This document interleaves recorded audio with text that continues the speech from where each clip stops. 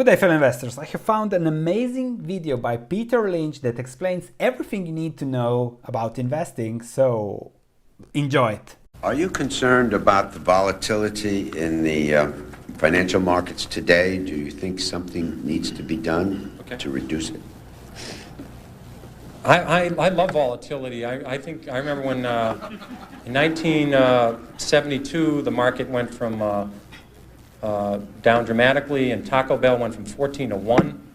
They had no debt. They never had a restaurant close. And I started buying at 7, but I kept on to it, and it went to 1. And it was the largest position in Magellan in 1978 when it was bought out by $42 by Pepsi-Cola. And I think it would have gone to 400 if they didn't buy it out. I think volatility is terrific. I think these callers are very important. I don't think the market going up 80 points one day and down 80 the next is a good thing for the public. I think that's not a very good thing. But I think all of these callers and all these other things, to keep the volatility down each day is important. But the market's going to go up and down. Human nature hasn't changed a lot in 25,000 years. And some event will come out of left field, and the market will go down or the market will go up. So volatility will occur, and markets will continue to have these ups and downs. I think that's a great opportunity if people can understand what they own. If they don't understand what they own, they can own mutual funds. Try and figure out mutual funds they own and keep adding to it. Basic corporate profits have grown about 8% a year historically. So corporate profits double about every 9 years. The stock market ought to double about every 9 years. So I think the next market's about 3,800 today, 3,700. I'm pretty convinced the next 3,800 points will be up. It won't be down.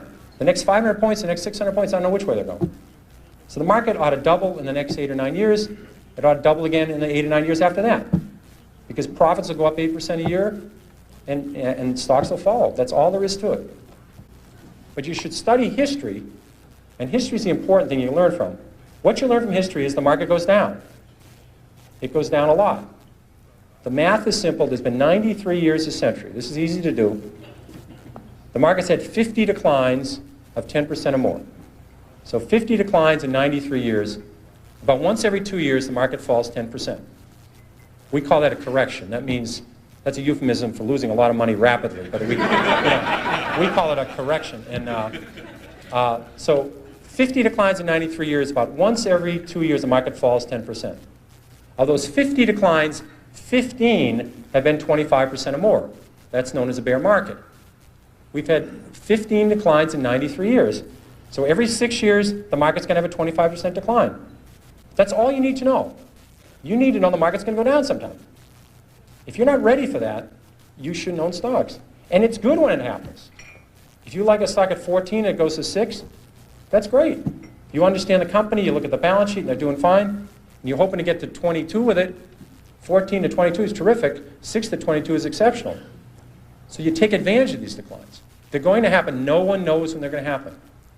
It would be people tell you about it after the fact that they predicted it, but they predicted it 53 times. And so you can take advantage of the volatility in the market if you understand what you own. Because a lot of times people buy on the basis the stock has gone down this much. How much further can it go down? I remember when Polaroid went from 130 to 100. People said, "Here's this great company, great record. If it ever gets below 100, just buy every share." And it did get below 100. A lot of people bought on that basis, saying, "Look, it's gone from 135 to 100. It's now 95. What a buy!" Within a year, it was 18. And this is a company with no debt. I mean, this is a company, it was just so overpriced, it went down. I did the same thing in my, I think my first or second year at Fidelity. Kaiser Industries had gone from $26 a share to 16. I said, how much lower can it go? It's 16. So I think we bought one of the biggest blocks ever on the American Stock Exchange of Kaiser Industries at 14. I said, it's gone from 26 to 16. How much lower can it go? Well, at 10, I called my mother and said, Mom, you got to look at this Kaiser Industries. I mean, how much lower can it go? It's gone from 26 to 10. Well, it went to 6, it went to 5, it went to 4, it went to 3. And now fortunately this happened rapidly, or I would probably be still caddying or working at the Stop and Shop, but it happened fast. So I was able to, it was compressed. And at 3, I figured out, there's something very wrong here, because Kaiser Industries owns 40% of Kaiser Steel, they own 40% of Kaiser Aluminum, they own 32% of Kaiser Cement, they own Kaiser Broadcasting, they own Kaiser Sand and Gravel, Kaiser Engineers, they own Jeep, they own business after business, and they had no debt. Now, I learned this very early. This might be a breakthrough for some people. It's very hard to go bankrupt if you don't have any debt. It's tricky. Some people can approach that. It's a real achievement. But they had no debt, and the whole company at 3 was selling at about $75 million. At that point, it was equal to buying one Boeing 747. I said, there's something wrong with this company selling for $75 million. I was a little premature at 16, but I said, everything's fine, and eventually this will work out. And what they did is they gave away all their shares to their shareholders. They passed out shares in Kaiser Cement, they passed out shares in Kaiser Aluminum, they passed out their public shares in Kaiser Steel, they sold all the other businesses, and you get about $50 a share. But if you didn't understand the company, if you're just buying on the fact the stock had gone from 26 to 16, and then it went to 10, what would you do when it went to 9? What would you do when it went to 8? What would you do when it went to 7? This is the problem that people have, is they sell stocks because they didn't know why they bought it, then it went down, and they don't know what to do now. Do you flip a coin? Do you walk around the block? You know, what do you do? Psychiatrists haven't worked so far. I've never seen them running in. The Psychological Psychiatry Fund I've never seen listed for with the SEC to make it through as a mutual fund. So they haven't seemed to help. I've tried prayer. That hasn't worked. So if you don't understand the company, you have this problem when they go down. Eventually, they always come back. This one doesn't work either. People think RCA just about got back to its 1929 high when General Electric took it over. A lot of double knits never came back. Remember those beauties? Floppy disks, Western Union. The list goes on and on. People saying it'll come back. Well, it doesn't have to come back. Here's another one you hear all the time. It's $3. How much can I lose? I've had people call me up saying, I'm thinking of buying this stock at 3. How much can I lose?